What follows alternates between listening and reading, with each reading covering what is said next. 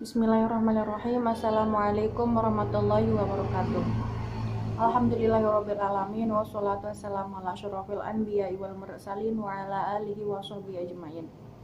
Perkenalkan, saya di sini Nidar Senapani dari kelas 6D akan menyampaikan materi tentang pembelahan sel secara mitosis dan meiosis. Pembelahan sel mitosis dan meiosis dialami oleh seluruh sel. Seluruh organisme, baik hewan, tumbuhan, maupun manusia, tersusun atas sel-sel. Oleh karena itu, pembelahan meiosis dan mitosis dialami oleh semua makhluk hidup. Terdapat dua jenis pembelahan pada makhluk hidup, yaitu pembelahan sel secara mitosis dan pembelahan sel secara meiosis. Pembelahan secara mitosis ini mempunyai fungsi, yaitu yang pertama sebagai pembentukan sel-sel baru, dan yang kedua itu untuk menggantikan sel-sel yang rusak. Pembelahan meiosis ini berfungsi untuk membentuk sel gamet yang bersifat haploid.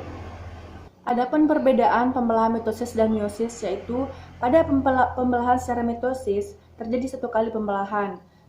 Selanjutnya pembelahan satu dengan pembelahan yang lainnya diselingi dengan fase interfase. Terlangsung pada sel somatik atau sel tubuh. Selanjutnya menghasilkan dua buah sel anakan yang identik dengan induknya.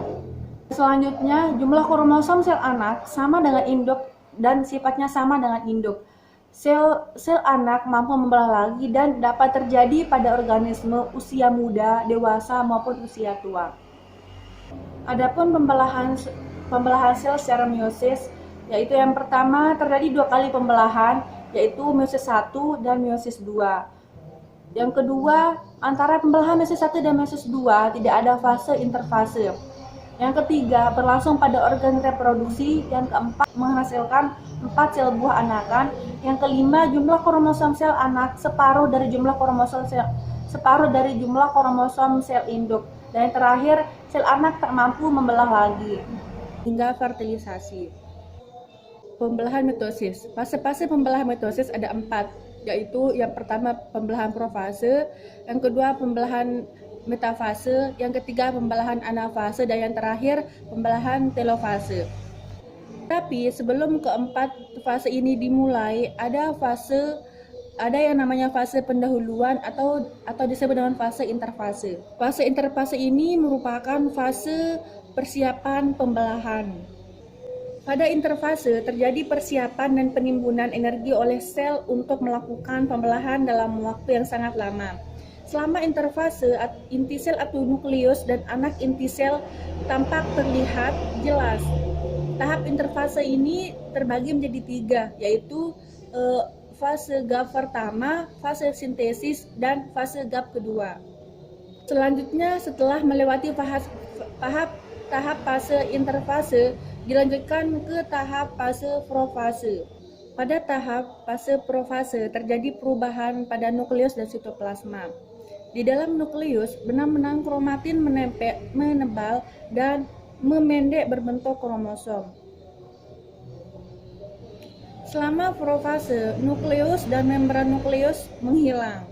Mendekati akhir profase terbentuklah spindel atau gelandang pembelahan yang terdiri atas mikrotubula dan protein.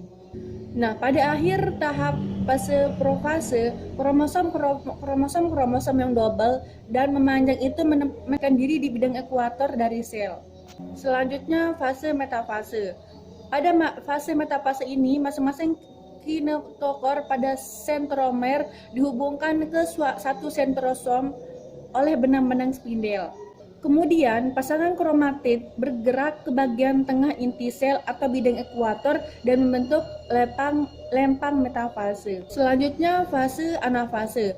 Pada fase anafase ini, terjadi pemisahan kromatid dari bagian sentromer yang kemudian membentuk kromosom baru. Masing-masing kromosom ditarik oleh benang spindel menuju kutub yang berlawanan.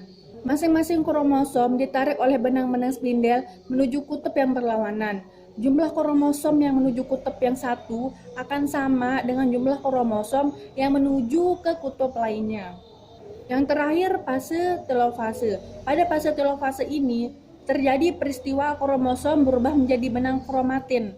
Nah, membran inti dan nukleolus terbentuk kembali dan terjadi sitokinesis atau pembagian sitoplasma, sehingga dihasilkan dua sel yang identik dengan sel semula. Yang selanjutnya adalah pembelahan secara meiosis. Pembelahan meiosis hanya terjadi di organ kelamin.